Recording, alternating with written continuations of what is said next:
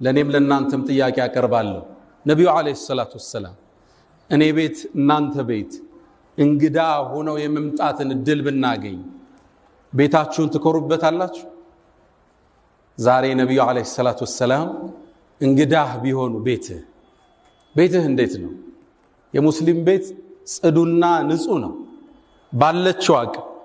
የ10 ሺህ ብር ወንበር ይሁን የ3 ሚሊዮን ብር ሶፋ ጽዱ ነው ሙስሊም ቤትህ ንጽህናው እንዴት ነው ሽንት ቤቶች መስገጃው ምንጣፉ ንጽህና ለሳቸው መስተንግዶ ይመጥናል እሺ ወጣት ነህና ወደ ክፍል ሲገቡ ግድግዳው ላይ የሰቀልከው አድና የምታደንቃቸው የእግር ኳስ ተጫዋቾች ይኖራል የፊልም አክተሮችስ ቤትህ ነብዩ ቢያዩት ምታፍርበት ቤት አይደለም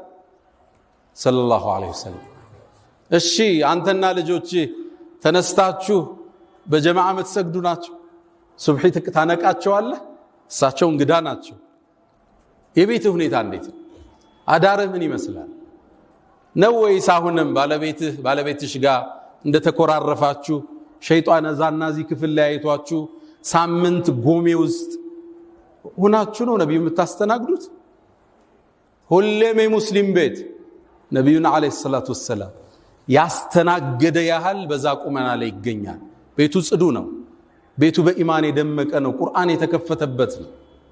ልጆቹ ጋር ፍቅር ነው ባለቤቱ ጋር ስተት ይኖራል ያልፋታል ይስታል ትዘለዋለች ዱንያ በመተላለፍ ብትኖራት ምድር ነው ምሉእነት ላይኛው ዓለም ብቻ ነው ያለው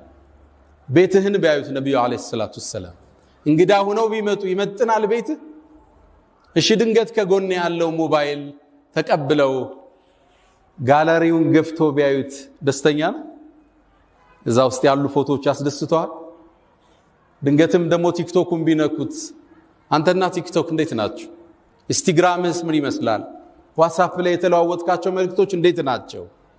ደስተኛ ነህ ወይ ዛሬ ይዘን የምንወጣው መልእክት አንዱ ነብዩ አለይሂ ሰላቱ ወሰለም ቤቴ እንደ አቡ አዩብ አልአንሳሪ እንግዳ ቢሆኑ ለሳቸውን ለማስተናገድ ሚመጥን በኢማን የደመቀ ቤት ነው ወይ